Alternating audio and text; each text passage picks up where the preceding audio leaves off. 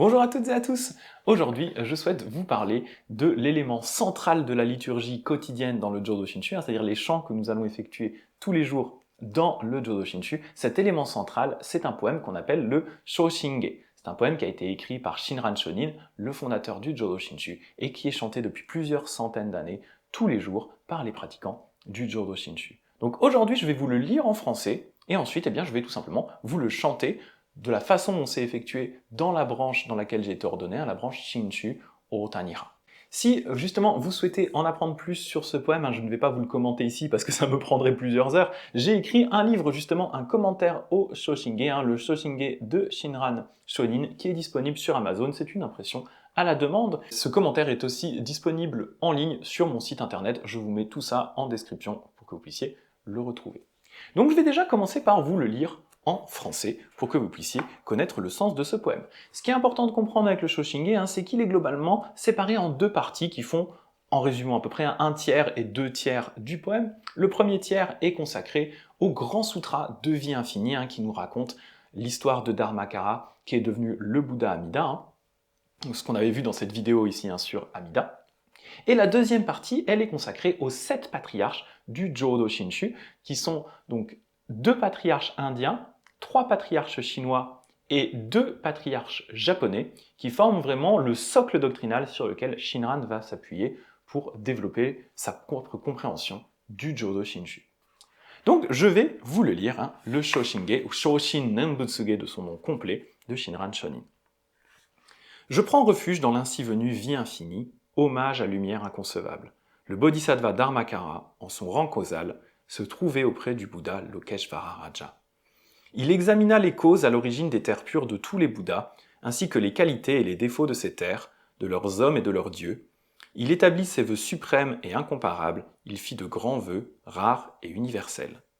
Pendant 5 kalpas, 5 périodes cosmiques, il médita sur ses vœux, et il réaffirma sa promesse que son nom sera entendu dans les 10 directions.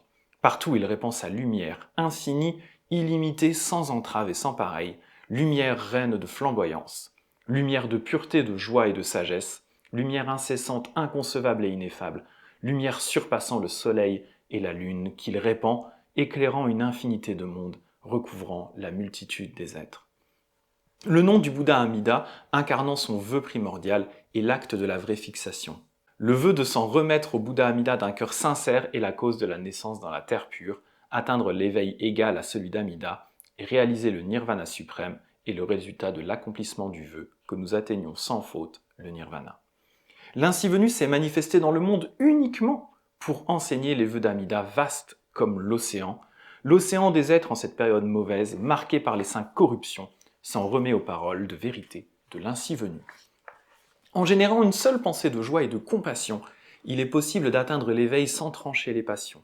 Les ignorants et les saints, même les offenseurs et calomniateurs du Dharma, qui font volte-face et entrent dans cet enseignement, sont comme les eaux qui, en entrant dans l'océan, en prennent sa saveur unique. La lumière de compassion nous embrasse, nous illumine et nous protège. Cependant, bien qu'elle ait déjà chassé les ténèbres de notre ignorance, les nuages brumeux de l'avarice, du désir, de la colère et de la haine continue de couvrir le ciel de la foi sincère. Mais telle la lumière du soleil quand elle est obstruée par des nuages brumeux, sous ces nuages la clarté règne et il n'y a plus de ténèbres. Celui qui obtient cette foi, l'observe, la révère et s'en réjouit grandement, instantanément, coupe au travers des 5 mauvaises destinées par un saut transversal. Tous les gens ordinaires, qu'ils soient bons ou mauvais, s'ils entendent et croient au vœu universel de l'ainsi venu Amida, sont loués par le Bouddha Shakyamuni comme étant dotés d'une compréhension vaste et supérieure. Ces gens sont appelés Pundalika, des lotus blancs. Le Nembutsu issu du vœu primordial du Bouddha Amida, pour les êtres mauvais aux vues fausses et qui sont arrogants, est extrêmement difficile à croire avec joie et à maintenir. De toutes les difficultés, rien n'est plus difficile que cela. Les commentateurs de l'Inde sous le ciel de l'Ouest et les moines éminents de la Chine et du Japon ont révélé la vraie raison de l'apparition du grand sage Shakyamuni en notre monde, et clarifié que les vœux primordiaux de l'ainsi venu Amida répondent aux capacités des êtres. Le Tathagata Shakyamuni sur le mont Lanka prédit aux multitudes d'êtres qu'en Inde méridionale, le Mahasattva grand être Nagarjuna viendra au monde. et qu'il détruira complètement les vues sur l'être et le non-être. Proclamant les enseignements insurpassables du grand véhicule, il atteindra l'étape de la joie et la naissance dans la terre du bonheur paisible. Nagarjuna démontre que les pratiques difficiles sont laborieuses comme une randonnée, la foi réjouie étant une pratique simple, plaisante comme une croisière. Nagarjuna dit encore, lorsqu'on en vient à garder constamment à l'esprit le vœu primordial d'Amida, sans que s'écoule un instant, on entre naturellement dans le groupe des définitivement fixés. Alors nous prononçons constamment le nom de l'ainsi venu en signe de gratitude envers la bonté exprimée par ces grands vœux pleins de compassion. Le bodhisattva Vasubandhu composa le traité sur la terre pure dans lequel il déclare qu'il s'en remet à l'ainsi venu lumière illimitée. Il révéla la vérité en accord avec les sutras et clarifia les grands vœux permettant le saut transversal vers la bouddhéité. Se basant sur la force du vœu primordial qui transfère ses mérites à tous les êtres, afin de libérer la multitude des êtres, il manifesta le cœur unique. Et il expliqua, lorsque nous entrons dans le grand océan trésor de mérite, nous sommes certains de rejoindre la grande assemblée des Bouddhas et des Bodhisattvas. Et en atteignant le monde du trésor de lotus, instantanément nous réalisons l'incité et atteignons le corps de la loi. Nous ébattons dans la forêt des passions mauvaises, nous manifesterons des pouvoirs transcendants, retournons dans le jardin des naissances et des morts, nous manifesterons des corps de transformation adaptés aux besoins des êtres. Quant à notre maître primordial Tanluan, l'empereur des Liang, toujours tourné dans sa direction, le vénérait comme un bodhisattva. Le maître des trois corbeilles Bodhiruchi lui transmit les enseignements de la terre pure, après quoi il brûla ses textes taoïstes et se tourna vers la terre du bonheur. En commentant le traité du bodhisattva Vasubandhu, il montra que les vœux d'Amida sont à l'origine des causes et effets de la terre de rétribution, et que les deux types de transfert de mérite proviennent du pouvoir autre, Shinjin étant la seule et véritable cause déterminante. Quand les êtres ordinaires confus et impurs réalisent Shinjin, ils réalisent que le cercle des naissances et des morts est identique au nirvana. Sans faute, ils atteignent la terre de lumière incommensurable et guident universellement les êtres sentients présents dans toutes les existences. Dao Cho détermina qu'il nous est difficile d'accomplir la voie des saints et clarifia que seule l'entrée dans la terre pure nous est possible.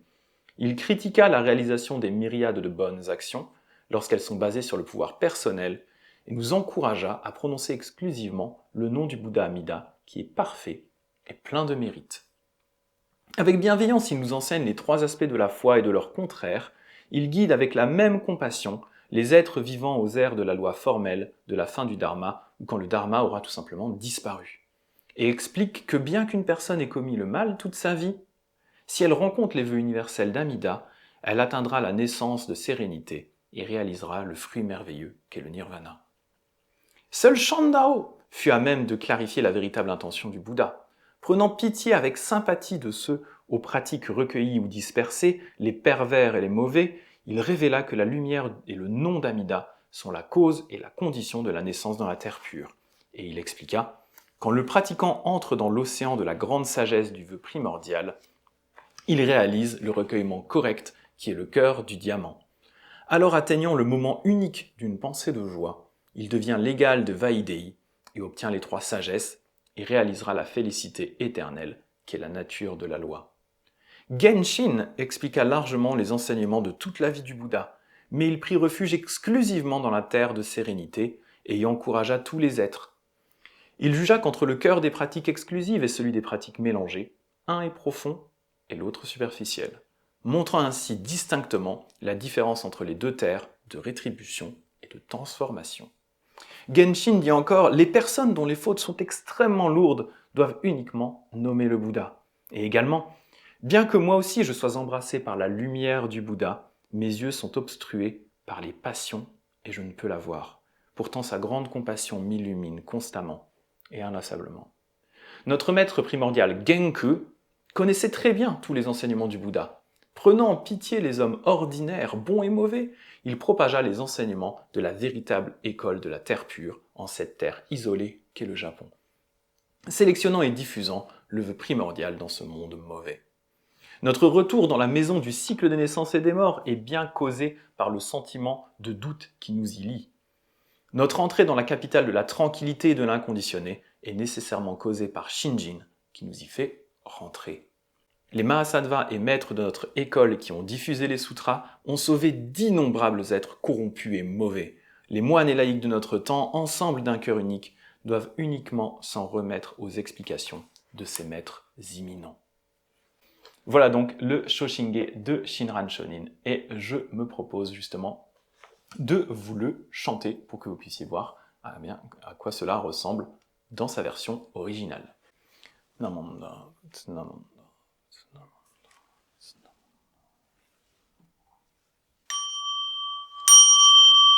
Kimyo muryo junyorai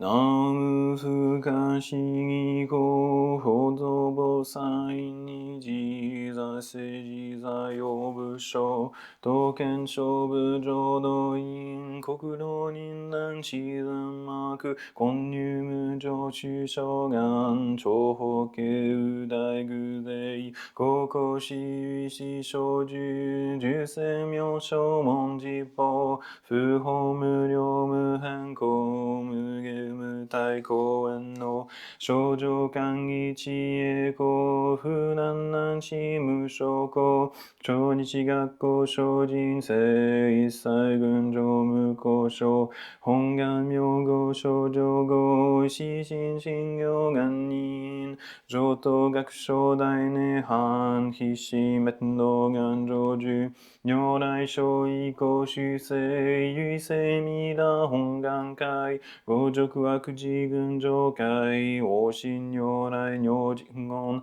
Doho ichinen ki aishin Fudan bon no tokune han Gonsho gyaku hosai nyu Nyoshu shi nyu kai chimi Sesshu shinko josho go Ino sui hamu myoan Tonnai shindo shiun mu Jofu shinji shinjin ten Hinyo nikko fumu Unmu shige myomuan Gyaku shinken kyodai kyoki Soku ocho de go akushu Issai zen makubon bunin Monshin yorai guzeigan Butgon kodai shoge shan Denin myo fundari ke midabu hongan nembu Jaken kyoman akushujo Shingyo juji jin ni nan chu shinan mukashi Indo saiten shironge chuka jichi iki shikoso Kendai shoko seisho i myo nyorai honze yoki Shaka nyorai ryoga sen ishu go myo nanten jiku ryu judai ji shutto se Shitten no zai ha umuken Senze dai jomu joho shokan iji shoan naku kenji nangyo dokuroku Shingyo igyo shido raku okunen midabu hongan Jinen sokuji nyu itenjo Yui no josho nyorai go Oho dai higuzeyon Tenjin bosa zoron se Kimyo muge ko nyorai Eshu tara kenshinji Kose no chodai seigan Koyu hongan riki eko Ido gunjo sho ishin Kinyu kudoku dai hokai Hitengaku nyu dai shushu Tokushi renge zo seikai Sokusho shinyo hosho shin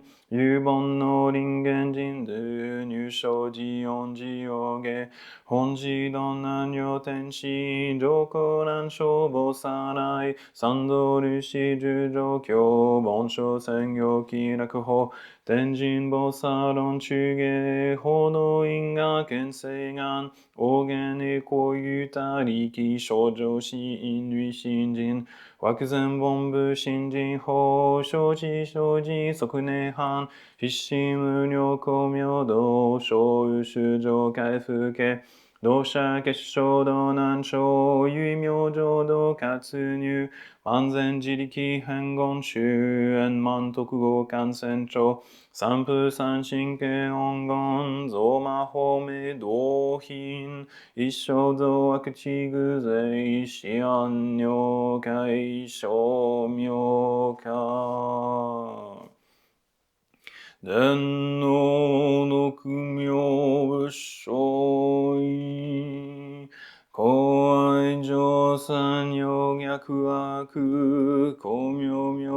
見因年会入本願大地会行者生寿今後新教期一年総合用意大東逆三人即所発祥市上楽原神公開一大教返金安尿下日祭洗脳終身反戦人法家二度小弁入極十悪人類勝負が薬剤非摂取中煩悩証言水不見大非無見上昇が本次元空明仏教連民全幕本部人新宗教商工編集戦弱本願偶惑性現内生寺林伝下決地義上位小子即入弱上無意楽七新寺に納入愚教大寺修士と上妻無変極辱悪同族自春愚道心唯化心死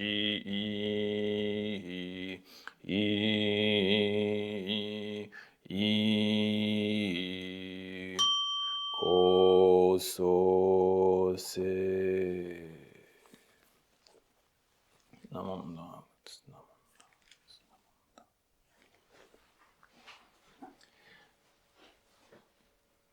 Alors bien sûr, hein, ce n'est qu'une partie de la liturgie quotidienne, hein, il y a d'autres parties dans cette liturgie, mais c'est vraiment l'aspect le plus important de la liturgie et c'est pour ça que je trouvais que c'était important de commencer par ça avec vous. Voilà, si vous souhaitez retrouver hein, ce PowerPoint que je vous affiche avec la lecture sino-japonaise du Shoshinge, vous pouvez tout simplement aller sur le serveur Discord, hein, le lien est dans la description, sur lequel nous organisons justement des cérémonies tous les lundis à 20h, sauf exception. Et donc bien sûr, je partage ce PowerPoint avec la liturgie quotidienne, voilà, pour que vous puissiez vous entraîner si vous le souhaitez. Voilà, en tout cas, vous êtes les bienvenus si vous souhaitez nous rejoindre sur le Discord ou pour participer à nos cérémonies hebdomadaires. Bien entendu, je serai ravi de vous accueillir. Voilà, je vais terminer par le Nembutsu.